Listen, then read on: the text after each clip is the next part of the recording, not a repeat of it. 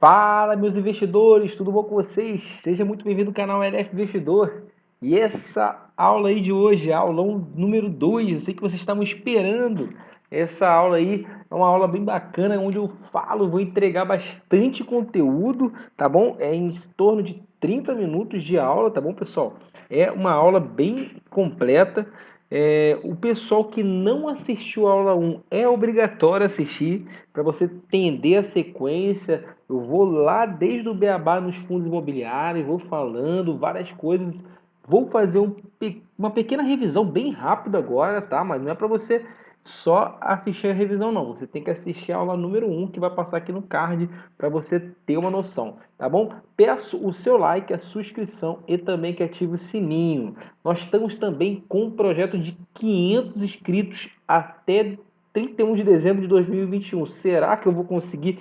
É uma meta bem desafiadora, mas é assim que eu trabalho. Eu jogo a meta porque depois eu tenho que dar o gás para poder produzir um conteúdo bacana para vocês, tá bom? Senão a gente não evolui. E a maneira que vocês têm, assim, analisando, não é modéstia à parte, a aula número 1 ficou muito boa, essa aula número 2 eu tenho certeza que vai ficar melhor ainda, tá bom? Então, assim, uma aula dessa, eu paguei vários conteúdos, comecei a minha vida aí nos fundos imobiliários pagando casa de análise e tal, então muito dinheiro já saiu do meu bolso para ter esse conhecimento. E alguns outros conhecimentos eu consegui através de pesquisas exaustivas e anos estudando, perdendo não, investindo meu tempo. Isso eu poderia cobrar aí numa aula dessa, numa sequência de aulas, né? Poderia ser mais que 2, 3 aulas, com certeza, mas aí eu poderia cobrar 50, 100 reais, até 150 reais.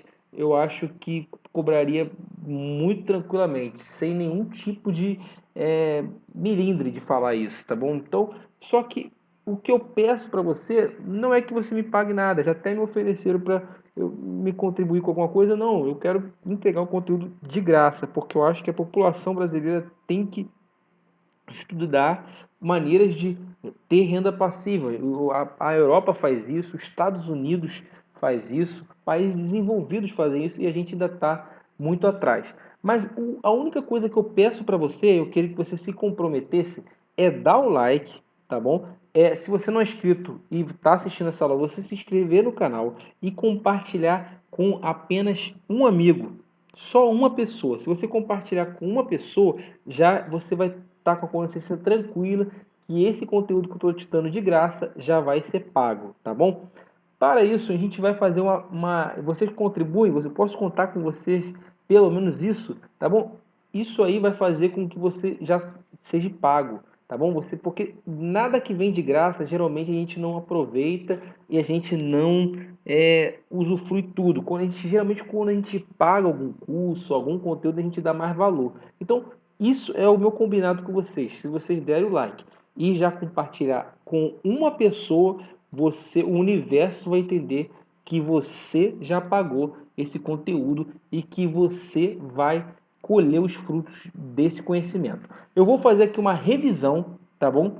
Nessa aula 2, na aula 1. Vou fazer uma revisão, mas não deixe de assistir a aula 1.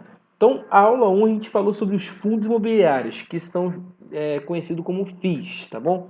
Nós temos aqui os fundos a diferença que eu falei de imóveis para fundos imobiliários. Imóveis ele tem baixa liquidez, alto valor grada muito trabalho, você tem essa gestão, você às vezes tem que pagar taxas de imobiliária. No fundo imobiliário, ele tem uma alta liquidez, em princípio, baixo valor investido, você consegue através de uma cota de 10 reais só, absurdo, né, pessoal? 10 reais só, é pouco trabalho porque o gestor faz o serviço e você, no entanto, paga uma taxa de gestão e de performance, benchmark, isso aí depende do fundo. E você tem uma volatilidade menor do que as ações, mas é renda variável, tá bom? E geralmente os fundos são na base de 100 reais, tá bom? Isso aí eu estou só dando um resumo, falei muito mais específico no vídeo 1. Nós temos basicamente dois tipos, o de tijolos e o de papel. Tijolo a gente tem vários tipos aqui, né? Que investem em galpão logístico, shoppings, educacionais, tá? E temos os papéis, que são recebíveis imobiliários, e os FOFs. Os FOFs investem em outros fundos imobiliários. E temos também, mais recentemente, os híbridos, que são a combinação desses dois tipos. Tá bom? A gente também falou um pouco da questão de subscrição, tá? Que é um tema muito importante. E aí eu vou também aprofundar nessa parte de subscrição, mas já estratégias especificamente você comprando e vendendo, muito mais no vídeo número 3, na aula número 3. Mas aqui a gente falou que deu um exemplo de cotas a R$ 110, onde a pessoa subscreveu a R$ 100, em tese e o movimento de subida, descida, assiste o vídeo número 1, que você vai gostar muito, vai entender o que eu estou falando, data com, data de pagamento, o que acontece com as cotas antes da subscrição, durante a subscrição e posteriormente à subscrição. E qual o melhor momento de você comprar, tá bom? Falei também que os fundos imobiliários são isentos de imposto de renda e distribuem 95% dos lucros no semestre, tá? E falei que iria falar em alguns indicadores. O principal dele é o PVP e o Dividend Yield. E eu vou falar isso na aula de número 2, que é a aula agora. É agora que você vai receber essa aula aqui, número 2, tá bom, pessoal? Então, já fiz o meu resumo. Se você quiser mais detalhes, aprenda na aula número 1, tá bom? Que eu deixo aqui, que é muito importante para você. Então, essa aula número 2 vai ser uma aula de indicadores, tá bom? Essa aula número 1 é uma aula de indicadores. É a aula número 2, quer dizer, indicadores. Então, vamos escrever aqui, ó, indicadores. Basicamente, indicadores e parâmetros. Por quê? Porque você conheceu na aula 1 o que é um fundo imobiliário, quais são os termos, os tipos de fundo imobiliário, mas agora você tem que, para você começar a escolher um fundo imobiliário, você tem indicadores e parâmetros. Quais são os parâmetros? Quais são os indicadores para escolher um fundo? E é aqui que a gente vai falar agora. Então tá bom, vamos falar dos primeiros, do mais importante aí. O primeiro que você conhece aí é o Dividend Yield. O Dividend Yield nada mais é do que você pegar ali o lucro, né, que foi distribuído através de dividendos. Nós não temos aqui juros sobre capital próprio, só de dividendos mesmo, que é aqueles 95% do lucro, né, que distribuído. E esses 95%, diga-se de passagem, não é obrigado ele todo mês pagar 95%. Por exemplo, ele pode pagar esse mês 90%, ficar acumulando, mas no semestre, até o final do semestre, até o final de 6 meses, ele tem que distribuir 95%. Então, tem muito fundo que ele, nos 3 primeiros meses, por exemplo, ele começa a pagar 105% do lucro, ou seja, mais do que o que ele lucrou no mês. Vai ter uma hora que ele vai ter que diminuir esse dividendo, próximo aos 6 meses, porque ele vai querer só distribuir 95%, porque os 5% ele vai ficar para a gestora, para melhoria, para alguma coisa. Então, ele vai começar a diminuir o seu dividendo, tá bom? Então, vamos lá. O dividend yield, ele é muito importante, porque geralmente os fundos imobiliários, a gente não procura uma valorização muito grande na cota, que nem nas ações. As ações, a gente quer que a gente compre, por exemplo, a R$ 10 e venda a R$ 100. A gente não tem essa pretensão nos fundos imobiliários. Mas eu tenho uma pretensão, por exemplo, nos fundos imobiliários, receber em torno, vamos dizer assim, um exemplo, 10% de dividend yield durante 10 anos. Tá bom? Se você pegar uma calculadora científica, você vai ver que isso é muita coisa. E é isso que a gente quer.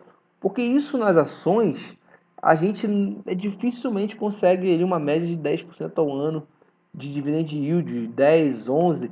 Já nos fundos imobiliários, isso é possível.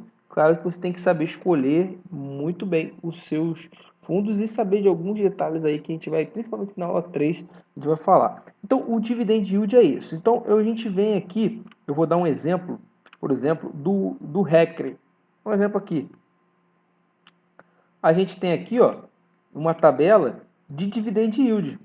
onde você tem uma base de cotação e o seu respectivo dividendo. Então, por exemplo, aqui ele pagou 1,42 e a sua cotação estava 111,52, o que dá um dividend yield de 1,27. Vamos calcular isso aqui para ver como é que a gente faz. É bom a gente fazer isso na calculadora também para a gente não só aceitar, mas também calcular e aprender com isso. Então a gente vai ver que o dividendo dele naquele mês aqui foi no ano de 2021, mesmo nesse ano, só que em fevereiro. Então foi 1,42.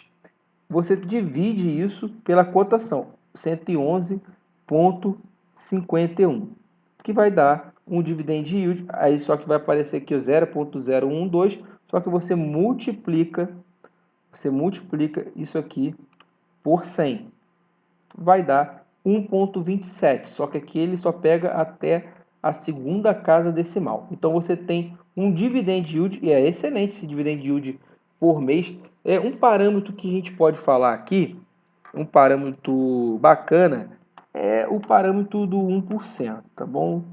1%, historicamente, depois do plano real, se você tem algo em torno de 1% ao mês, isso aqui eu quero dizer ao mês, vai dar mais de 10% ao ano, né? Bem mais de 12% até ao ano. Isso aí é um dividend yield bom, muito bom, né? Historicamente, estatisticamente. Se você pegasse um dividend yield desse aí ao longo de 10, 20 anos, faz a cálculo aí numa calculadora como juros sobre juros, juros compostos, vai fazer uma bola de neve positiva. Então, esse é o parâmetro. Só que o que acontece? Às vezes o fundo está pagando um dividend yield de 1,1 no mês e você também tem que pesquisar o fundo. Por quê? Porque ele pode ter alguma bronca fazendo com que no outro mês esteja pagando 0,6. Então, o interessante é você ver o dividend yield médio. E a maneira mais fácil de você ver isso é você ver pelo dividend yield em 12 meses. Por exemplo, aqui em 12 meses no hectare, o HCTR11, que é um fundo de papel, fundo de principalmente recebíveis imobiliários, mas ele também tem FOFs. Você tem aqui, ó. Então você vê nesse site aqui, ele dá o dividendo de cada mês aqui, ó, essa barra azul, que são dividendos, tá? Ele dá o dividend yield de 3 meses, 6 meses e 12 meses desde o IPO. Mas o que eu gosto de parâmetro é os 12 meses. Porque aqui você vê que 12 meses deu 19,23. Quando você olha aqui para os 3 meses, 3,93, se você projetar na calculadora, 3,93 vezes 4, porque aqui são 3 meses, 3 vezes 4 são 12. Então aqui, ó, 393 vezes 4. Você vê que já dá bem menos. Já dá 15,72, muito menos do que esse 19,23. Então aqui você tem ali um parâmetro para saber que dificilmente esse fundo vai entregar esses 19, porque ele já está baixando o dividendo. Então você por aqui você vê o dividend yield médio e você projeta que pelo menos ele vai pagar esses 15%, o que também é muito bom. Só que tem um detalhe, você tem um outro parâmetro muito importante que só ver o dividendo isolado não é o ideal. O outro parâmetro que eu queria chamar a atenção é o parâmetro do PVP. Tá bom, pessoal? Por quê? Porque se você vê só o dividendo, é muito pobre essa informação. Você pode, então, seria muito fácil você escolher o fundo pelo dividendo. Você chega aqui, por exemplo, eu vou pegar aqui, ó, o Funds Explorer é um site excelente, tá? Recomendo. No aula número 3 eu vou dar algumas sacadas de sites e de parâmetros que você pode já comprando em si. Mas aqui você vê o Funds, você pode chegar aqui, ó, e abrir, por exemplo, filtrar. eu fiz alguns vídeos filtrando para vocês verem, né? Você vê um ranking de FIIs. Aqui vou dar um exemplo, como só o dividendo não é o bastante. Eu vou pegar aqui e vou pegar o dividend yield maior para o menor. Vou pegar, pum, 2,52 de dividend yield no último mês. No último mês. Aí você vai lá, então vou comprar. Aí você vai e pega o SPTWS. Olha o que está acontecendo com esse fundo. Olha que interessante. SPTWS. Você ia comprar cegamente, você vai pensar, antes de eu vou até pensar assim, ó. Ah, eu vou pegar dois, o cara vai projetar assim, ó, o cara que é leigo vai projetar 2 ponto alguma coisa, não me lembro, 2,2, sei lá, vezes 12. Ah, vou ganhar 26% só de dividend yield. O cara já ia projetar todo errado. Aí ele vai ver aqui, olha a bronca que ele vai fazer. Olha o que ele vai comprar. O fundo que está despencando aqui estava, ó, R$ 122 e agora está R$ 39. Olha que queda de mais de 60% de queda. Uma queda enorme, tá bom? Então não valeria a pena, porque você ganharia em tese 20 e pouco e perdeu 60%. Então você perdeu 40% do seu patrimônio de investimento. Então não vale a pena. Então não é interessante você só olhar exatamente só o dividend yield, mas ele é muito importante, porque o dividend yield, no final das contas, no final do dia, é o dinheiro que está caindo no seu bolso todo mês. Geralmente também uma característica dos fundos imobiliários, eu esqueci de falar, é de pagar mensalmente. O que você não tem nas ações. As ações elas pagam ali a cada 3 meses, a cada 6 meses. Tem ação que só paga 1 ano, tem ação que já tem anos sem pagar, tem ações que nunca pagou, inclusive. Mas assim, geralmente paga quando paga, paga uma mixaria. E o fundo imobiliário é bacana por causa disso. Todo mês pinga na tua conta. O PVP é esse aqui, ó. Você tem o PVP aqui nesse caso, que eu mostrei, 0,93. O que quer dizer isso? Quer dizer que o valor patrimonial dele é 46,61 e o valor de face, de negociação do último minuto do pregão foi 46,2. Vamos fazer na calculadora, pessoal. Vamos lá. Então, vamos ver se isso é verdade. Então, o valor patrimonial dele é o que não é, eu não gosto de falar que é o que vale, porque é muito complexo, mas é o que está avaliado, vamos dizer assim, um avaliado, é o 49,61. Mas, por exemplo, pode estar avaliado um apartamento de 1 milhão e você acha que isso não vale 1 milhão, porque daqui a 2, 3 anos vai cair esse 1 milhão, ou então vai até subir. Então isso é muito subjetivo, mas aqui é um parâmetro. Isso sim, eu posso falar, é um parâmetro, valor patrimonial. Então vamos fazer a conta aqui, ó. 49, vamos lá. 49,61 dividido, que é o P sobre VP. Então, na verdade, é o contrário. É o 46, que é o preço, 46,20, dividido pelo valor patrimonial, 49,61. Então, 0,93. Exatamente está dando o que está colocando aqui. Então, nós temos aqui o que a gente chama de um deságio. Deságio de quanto? De 7%. Então, a gente tem aqui, ó, deságio de 7%. Por quê? Porque é o que falta para chegar ao PVP de 1. Então, em tese, o PVP igual a 1 quer dizer que você está no preço justo. Se você está comprando com... Aqui você está comprando com 7% de desconto. E se tivesse com um PVP de 1,05, exemplo, quer dizer que você está com 5% de ágio. Então você tem essa terminologia, ágio e deságio. Desconto é deságio, D de desconto é D de deságio, e o ágio, na verdade, é o que está caro. O quanto que está caro? Está caro 5%. Tá bom, pessoal? Eu vou escrever isso aqui para ficar registrado aqui na aula. Então, o dividend yield, o ideal seria você pegar 1 ano de dividend yield para ter uma média. Vou colocar aqui, ó, cuidado com os dividend yields altos no último mês, altos nos últimos meses sem considerar o contexto, tá bom? Ok.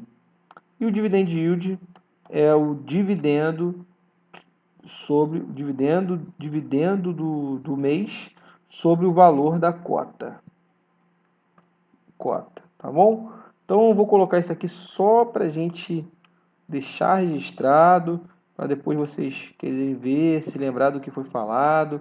Então nós temos isso sobre o dividend yield. Posso falar aqui um indicador, um dos indicadores mais importantes, tá bom? Com certeza, mais importante. Vamos lá. Então a gente já falou sobre os dividendos e agora a gente está falando sobre o PVP. O PVP eu também vou colocar essa questão de ágio e deságio, que ele é muito importante. Então no PVP você tem o preço sobre o valor patrimonial, um parâmetro, um indicador também, conjunto com o dividend yield, é o indicador mais importante. Eu vou também dar um estudo de caso para vocês verem como funciona essa dinâmica.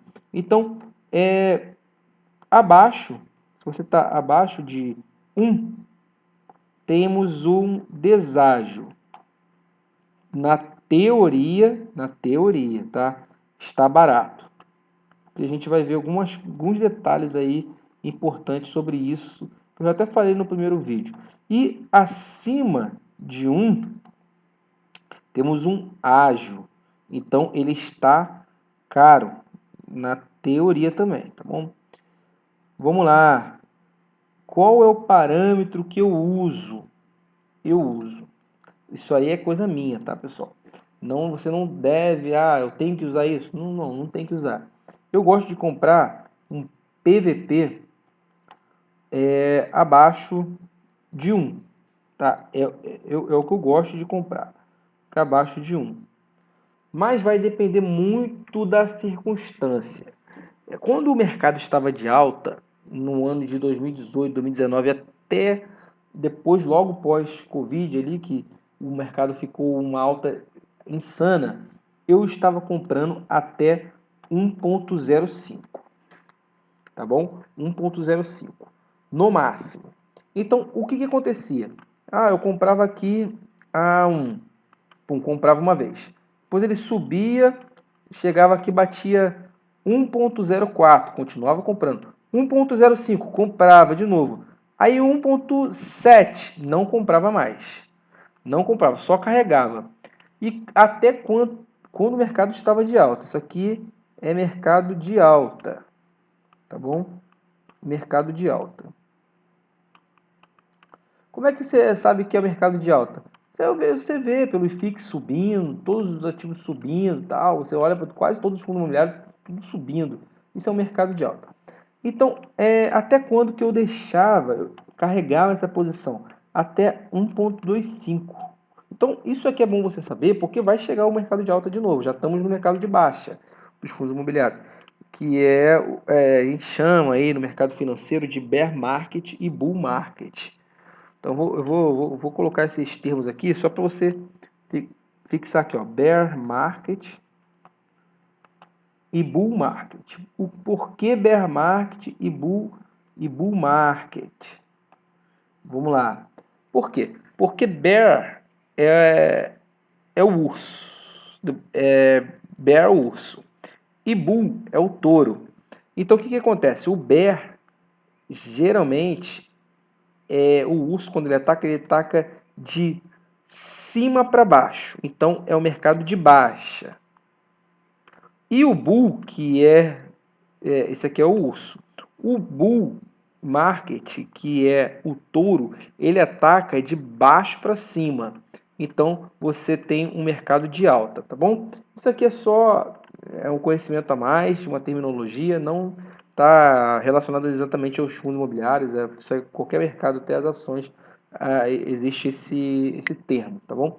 Já agora no mercado, isso aqui, então, eu vou colocar esse parâmetro aqui, PVP, parâmetro para o bull market. É isso aqui, ó. Então, em princípio, você tenta buscar PVP abaixo de 1 até, vamos botar aqui, de 1 até 1.05. Você compra. Aqui você compra. Aqui você compra, tá bom? Isso é compra. E quando que você vende? Você vende até 1.25. Porque pela minha experiência, quando chega a 1.25 ou bem próximo disso, tá? Isso aqui não é um número cabalístico, isso aqui é em torno disso.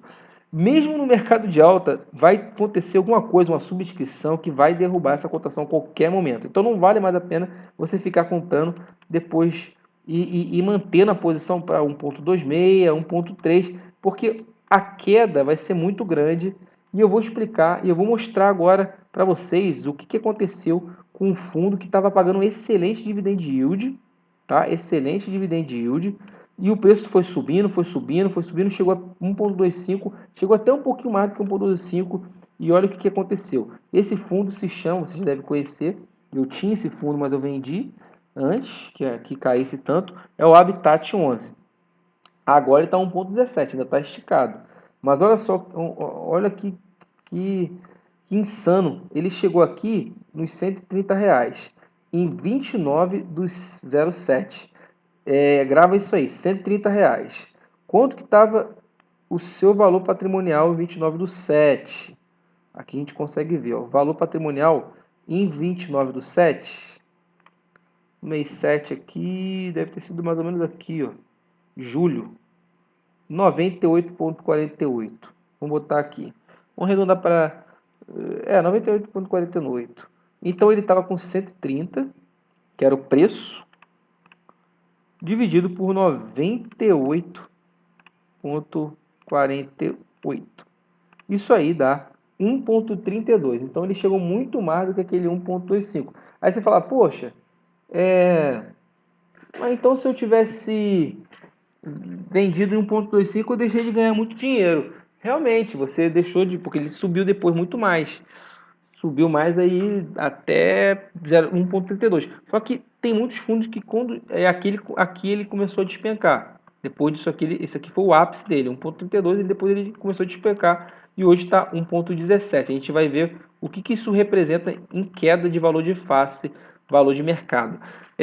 Mas você poderia ele poderia chegar até 1,28, como é que a maioria acontece, e despencar. E às vezes nem chega a 1,25, tá? Às vezes antes disso já vai começar a despencar. Isso é só um parâmetro para você entender. Que não necessariamente depois de 1,05, que é aquele parâmetro que eu falei para compra, não necessariamente você tenha que vender. Você pode carregar se o fundo for bom, o fundo tiver boas perspectivas. Então a gente vai ver aqui, ó, que ele caiu bastante depois disso aí. Então se o Guerreiro tivesse vendido aqui com 130, ele tinha deixado, ele chegou aqui, ó, no 110. Em poucos meses, de 130 ele foi para 110, uma queda absurda. Vamos ver o que isso representa de queda. Então, 110 a gente divide por 130, vai dar aí 16% de queda. Tá bom para você? Você perder 16%? Ah, mas ele estava pagando um excelente dividend yield, mas você perdeu 16%. Então, assim, não foi legal. Você poderia ter vendido aqui e comprado aqui embaixo. Entendeu? Você poderia ter vendido até antes. Claro que você venderia antes. Você venderia aqui em cima, aqui embaixo, aqui, um pouco mais, antes do 130. Porque 130 já estava com aquele 1,32. Você poderia vender aqui, por exemplo, R$120. Aí você deixaria de ganhar isso aqui, mas você não tem como adivinhar. Isso você tem que ter um parâmetro. E você estaria comprando agora, ou até mesmo nem compraria, porque eu não compraria nesses preços, porque isso aqui pode ser que caia muito mais e venha buscar aí os 93, 95, até mesmo ali R$99, tá bom, pessoal? Então vamos lá. Já aprendemos sobre PVP, Dividend Yield, agora temos outros parâmetros. Para falar dos outros parâmetros, eu vou pegar esse site aqui e vou passando um por um. Um outro parâmetro é liquidez diária, ou a liquidez... Aqui essa liquidez está em negociações, mas outros sites eles vão dar liquidez em torno de quantos mil Então, assim, a gente tem esse parâmetro de liquidez. Se eu for pegar por outro site, a liquidez ela é medida em quantos mil reais que negocia. Eu gosto de negociar acima de 100 mil. Então, sempre acima de 100 mil reais de negociação diária. Porque quando você quiser vender, você não vai ficar aí na pindaíba sem conseguir vender num dia, um fundo que você quer vender. Você tem que ser livre para vender. Então, a liquidez ela é um outro parâmetro. Então, não, isso aqui não está necessariamente na ordem de prioridade, mas eu vou só para organizar, colocar aqui os números aqui. Então, de parâmetros e indicadores. Então, nós temos aqui a liquidez. É um outro parâmetro bacana para a gente ver. Vamos passando. Aqui a gente tem o patrimônio, o valor patrimonial. E esse valor patrimonial, também eu vou falar aqui que ele é variável. Então, uma hora ele está aqui, ó, 97, depois ele foi para 100.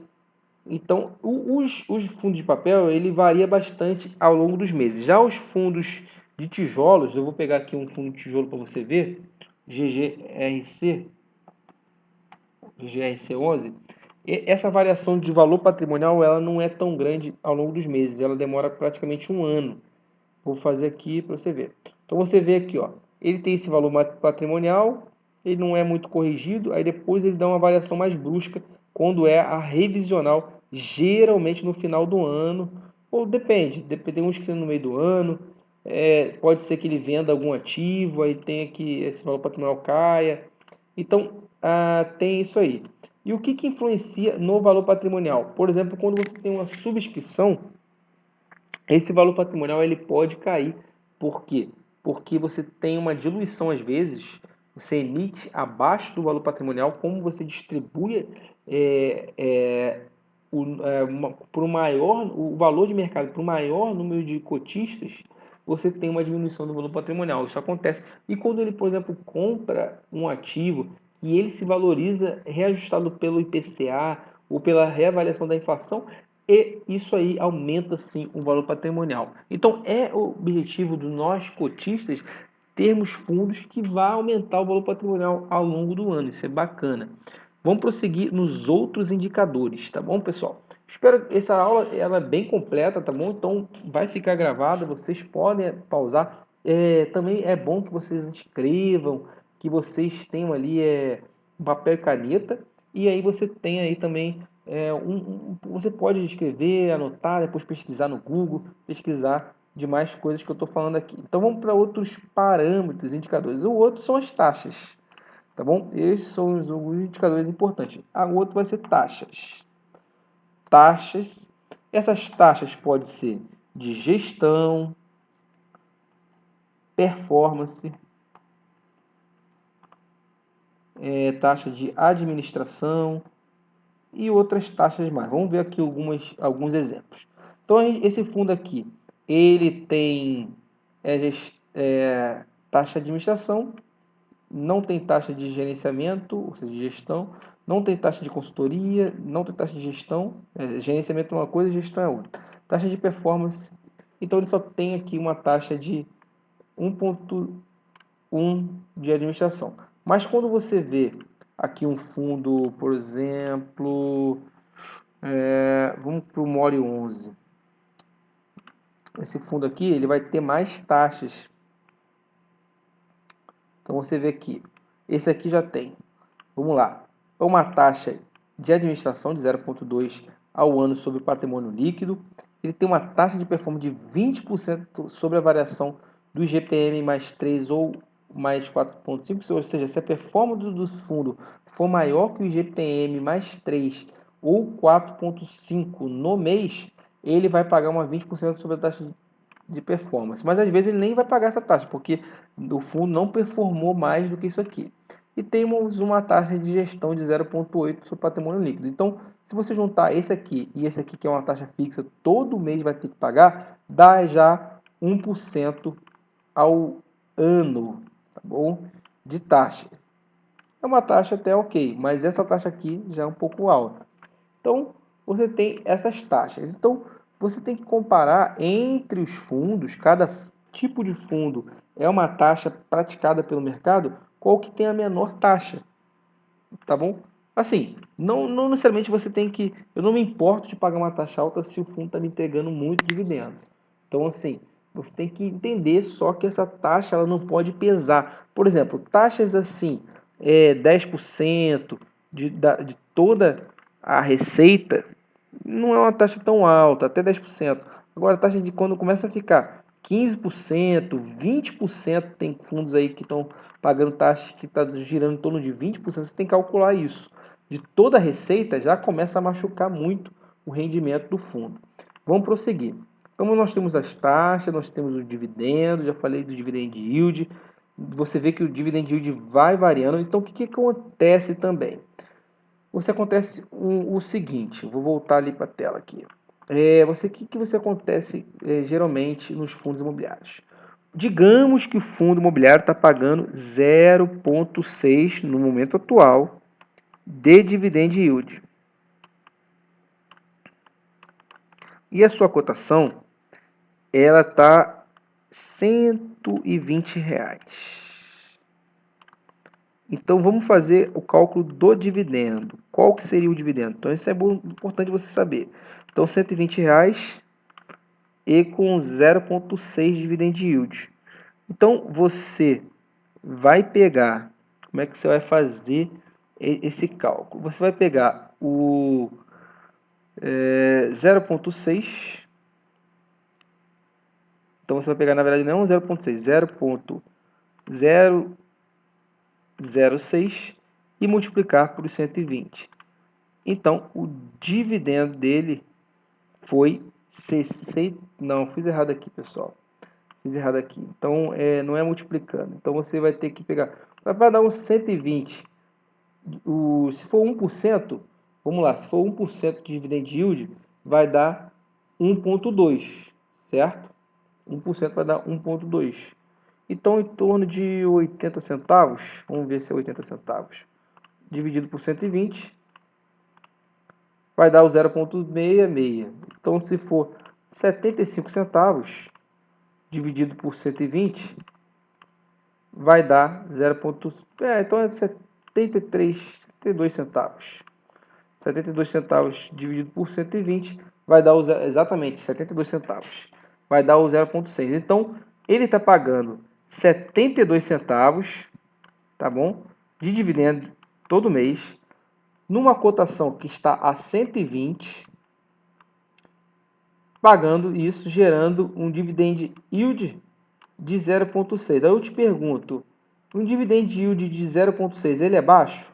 Sim, no momento atual é muito baixo. O mercado, ele está querendo que esse dividendo seja mais próximo a 1% ao mês. Então, o que ele vai fazer com a cotação desse fundo? Ela vai começar a cair. Então, ela vai começar a cair para quanto? Vamos dizer que vai ser 100, porque ele continua pagando os 72 centavos. Então, se for 72 centavos, dividido por 100 agora, que a cotação vai cair, agora sim, você tem um dividendo de 0,72. Se continua caindo, um exemplo, de 72 centavos e cai para 80 reais, 0,09. Vamos dizer que 70 reais, ele cai para 70 reais e aí eu estou explicando já o porquê que os fundos estão caindo. Então vamos lá, 72 centavos para 70 reais. Agora sim, dá um dividendo de 1,02, então está mais na realidade. Então você viu que esse fundo, em tese, que estava, não é que estava caro, às vezes estava até com relação ao PVP, estava igual ao PVP de 1. Só que no mercado de bear market, onde as taxas de juros estão subindo absurdamente, um fundo que valia 120 acabou caindo o mercado derrubou para 70 reais, e isso dá quase 40%, né, mais ou menos, de queda. Então, você caiu para 70 reais para poder o dividend yield estar em torno de 1. Tá bom, pessoal? É isso que acontece. Isso aconteceu muito nos fundos de FOF. Está acontecendo, né, nos fundos de FOFs. Então, vamos ver agora mais um tipo de parâmetro, que é o valor patrimonial, mas aí tem a ver com o PVP, eu não vou explicar, já expliquei bastante. E você tem, nesse aqui, ó, alguns outros parâmetros que você pode ver. O número de cotistas é bacana saber? É bacana. E também em quanto tempo o fundo foi lançado. Fundos abaixo de um ano são muito arriscados. Então, tempo do fundo e número de cotistas. O que quer dizer esse parâmetro? Esse parâmetro, no caso. O tempo do fundo imobiliário vai dizer para você se ele já foi testado em vários mercados de baixa, a resiliência do fundo. A maioria dos fundos que nós temos no IFIX são fundos novos. Então você não tem um track record para você saber ali. Então é interessante na sua carteira não ter só fundos muito novos. O que considero novos? Até 2 anos.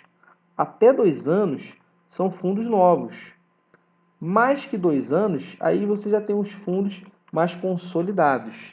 E o número de cotistas? Se você tiver um número de cotista de 1.000, 2.000, até 10.000 cotistas, é um fundo pequeno, em tese pequeno. Geralmente são fundos mais novos, é mais natural, mas se for um fundo antigo, com poucos cotistas, quer dizer que provavelmente ele vai ter baixa liquidez, vai ter uma dificuldade, movimentos vão ser mais bruscos do mercado, entre outras situações. Vamos ver mais algumas coisas aqui nesse site aqui, que a gente pode ver. Aqui você tem, isso aqui são tudo tirado dos relatórios iniciais, você tem o patrimônio dele, o que ele investe, se ele é maioria em CRI. Vamos pegar aqui um de tijolo, que vai dar mais, a gente vai conseguir mais falar aqui. RBVA11, um exemplo. Vou dar um exemplo aqui.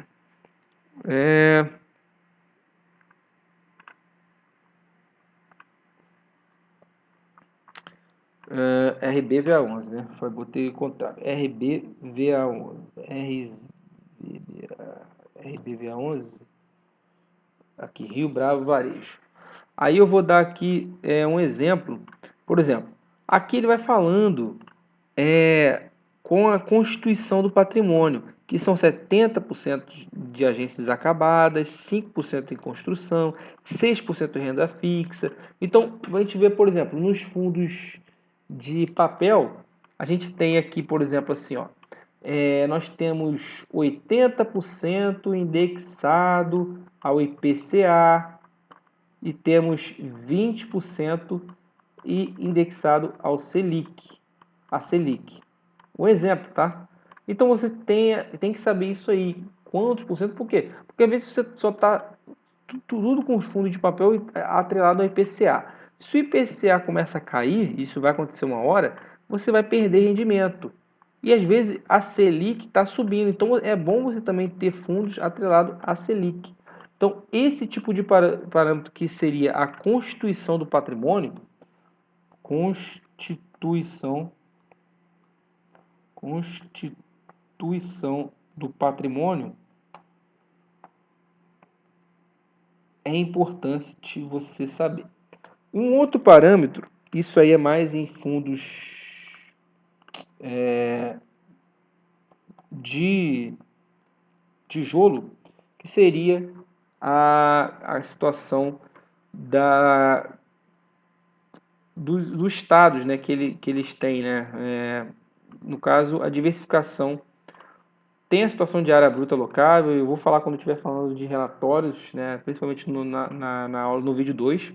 Mas a gente vai falar aqui, ó. Aqui nós temos nesse fundo aqui, que é o HGLG, nós temos 17 ativos, então é a diversificação e 5 estados, tá bom? Sendo que a maior parte a gente vê aqui é o roxinho que está em São Paulo. Então você tem aí um outro parâmetro, é a quantidade de ativos e diversificação. Quantidade de ativos e diversificação por estados. Então, assim, um parâmetro bom para você comprar um fundo é que tenha uma quantidade de ativos, no mínimo 3 ativos, isso aí eu uso para mim, tá? E diversificado em alguns estados, pelo menos em 2 estados. No mínimo 2, mas se for 3 é melhor ainda. Por quê? Para você não pegar, você tem que fugir. Aí aqui eu vou até escrever aqui, ó. Porque você fugir do fugir dos mono ativo, mono inquilino e mono estado. Então, mono regional. Então, você tem que fugir dos ativos mono, que seria mono ativo, é só um ativo, mono inquilino, ele só tem um inquilino. Eu acho que o mono inquilino é pior do que o mono ativo, porque o mono ativo você pode ter um shopping. É um shopping que tem vários inquilinos, né? Então, se um inquilino perder a renda, não conseguir vender, os outros inquilinos cobrem. Agora, se você tem um imóvel com um inquilino só, em vários estados, 3 estados, mas é só um inquilino, é complicado, porque se essa empresa falir, você perdeu 100% da sua receita. E os estados, principalmente a gente tem aí o lockdown, que foi em alguns estados específicos, outros estava mais tranquilo. Então, esse aí seria o parâmetro. E o último parâmetro que eu quero falar é o parâmetro da vacância. Vacância. Então, geralmente é bom você comprar fundos que não tem uma vacância elevada. Esse fundo aqui, por exemplo, ele está com 8% de vacância. Tem a vacância física e a vacância financeira. Então, a vacância física dele é 8%. A vacância financeira é 6,6%, é menor. Por quê? Porque provavelmente o inquilino já saiu, mas ele está pagando ainda, por exemplo, multas. Então, essa vacância, ou seja, financeira está menor, porque ainda está entrando dinheiro no caixa daquele inquilino que saiu, tá bom? Então, aqui, quanto menor a vacância, melhor, tá bom? Só que você tem aí também que a gente está vendo isso muito agora nas lajes corporativas, que quanto menor a vacância, maior a vacância, maior a chance de no futuro, já no médio e longo prazo, ter um aumento nas suas receitas. Mas, no geral, se está tendo muita vacância, quer dizer que o mercado, a demanda por aqueles ativos naquela região tem sido baixa. Então, geralmente, se um fundo tem 0 de vacância, quer dizer que os contratos são mais longos e os inquilinos estão gostando de estarem ali, tá bom? A gente tem outros parâmetros, eu falei só os principais. E o que eu vou fazer? Para a aula não ficar tão longa, eu vou parar essa aula número 2. Vou fazer uma aula 3, eu estou fazendo uma série de 3 domingos, tá bom? A gente vai fazer a aula 3 e a aula 3 vai ficar gravada. E a aula 3 eu vou debruçar já na compra mesmo, qual o parâmetro que eu utilizo para sair comprando, o que eu utilizo, como é que eu filtro, quais os sites que eu uso e vamos ver também alguma coisa de relatório gerencial, que é importante você ter que ter em mente que você tem que ler o relatório gerencial do fundo que você tem. Se você não aguenta ler tantos relatórios gerenciais, é importante que você tenha poucos ativos, tá bom? Se você gostou, aquele combinado, né, que eu falei, o seu like, compartilha esse vídeo agora para outra pessoa, que aí eu vou me dar por satisfeito e você vai ter certeza que você pagou essa aula, pelo menos com o seu like, um comentário e que você compartilha, tá bom? Então se inscreva no canal, muito obrigado, gostei muito de fazer esse vídeo, acho que eu estou contribuindo para o seu crescimento, é isso que é importante. E até a próxima, bom investimento a todos e vamos estudar.